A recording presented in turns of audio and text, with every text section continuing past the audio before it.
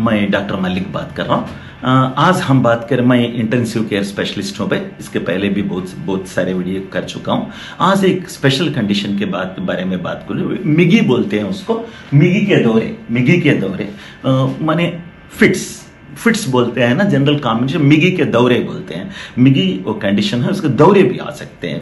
पूरा बॉडी ऐसा दौरे में चले जाती है और पेशेंट बेहोश हो जाती है।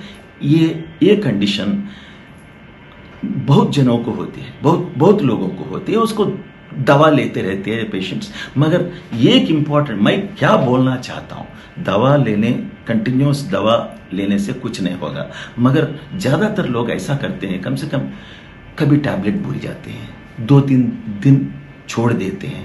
और थोड़े लोग ऐसा करते, कोई बोला नहीं भाई बहुत दिन यूज़ कर दिए तुम, 1 साल हो गए, 2 साल हो गए, अभी एक बार भी नहीं आया आपको, ये मिगी दौरे एक बार भी नहीं आए, आप छोड़ दे सकते हो। सो छोड़ देते हैं।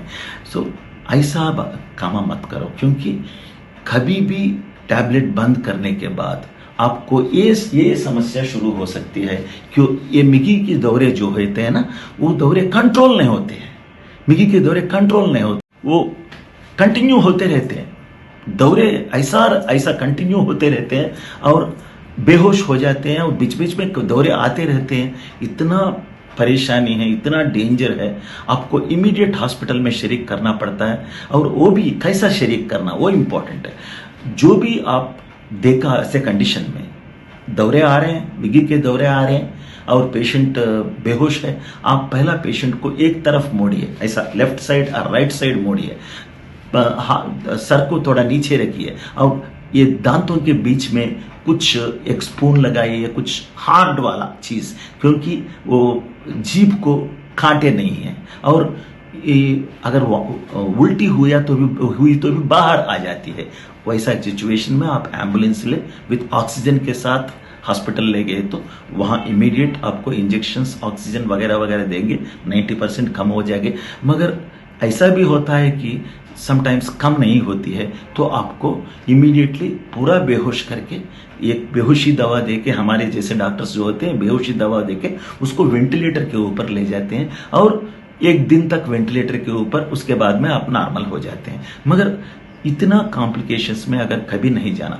दूसरा भी जो कंडीशंस है, ऐसा ये कंडीशन आने वाली दूसरा भी है, जैसा ब्रेन ट्यूमर्स होते हैं और ये झिझकी का थोड़े ये प्रेगनेंसी में भी थोड़े लोगों को फिट्स होते हैं और ब्रेन का इन्फेक्शंस होते हैं, एनकेफेलाइटिस बोलते हैं। और ब्रेन का ऊपरी जो ये लेयर्स होते हैं उसका मेनिंजाइटिस बोलते हैं। ये सब कंडीशंस में भी ऐसे भी हो सकते हैं, मगर वो प्रॉब्लम अलग है, वो ट्रीटमेंट अलग है, वो प्रॉब्लम अलग है। मैं जो बात कर रहा हूँ वो है आपका मिगी के दौरे अगर है, आपको आप दवा रेगुलर नहीं ले रहे तो ये प्रॉब्लम में हो सकती है। सो ये तो प्रिवेंटेबल है, आप ये कंट्रोल कर सकते हैं। सो कभी भी आप ये मिगी के दौरे को कम मत समझिए, बहुत डेंजरस है। आप दवा रेगुलर लेना, एक दिन भी नहीं छोड़ना है, सुबह शाम कंपलसरी लेना है गोलियां। कभी भी आप अपने मर्जी छोड़ दीजिए, छोड़िए मत। अगर कोई डॉक्टर आपको बोला कि आप छोड़ दे सकते हैं तो आप जब छोड़िए, मगर जब तक आप टैबलेट नहीं छोड़ना, क्योंकि आप मिगी के दौरे से ये कंटिन्यूअस दौरे तक आ जाएंगे। आप पूरा कंटिन्यूअस आप बीच में रुकता ही नहीं है। सो आपको कंपलसरी शरीक होना पड़ता है हॉस्पिटल में, और डेंजर भी होता है अगर हॉस्पिटल को आप टाइम को नहीं जा सके। और एक परेशानी है, आप वेंटिलेटर के ऊपर भी जा सकते हैं, मगर कुछ परेशानी है, वेंटिलेटर हॉस्पिटल चले गए, वेंटिलेटर के ऊपर आप है तो आप 1-2 दिन में आप नॉर्मल हो जाएंगे। मगर ये सब कॉम्प्लिकेशंस आप प्रिवेंट कर सकते हैं, क्योंकि आप वहां तक जाने का जरूरत नहीं है। आप थोड़ा रेगुलर ये मिगी के दौरे के लिए थोड़ा आप रेगुलर, एपिलेप्सी के लिए आप रेगुलर मेडिकेशन यूज करिए, कभी 1 दिन भी मत छोड़िए। और सेफ्टी इसी में है कि किसी का बात मत सुनिए।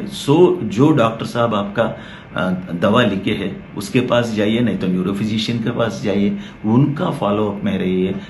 ये छोटी चीज़ नहीं है, ये थोड़ा डेंजर चीज़ है, लाइफ की डेंजर भी हो सकती है। थोड़ा मेरा बात मानिए।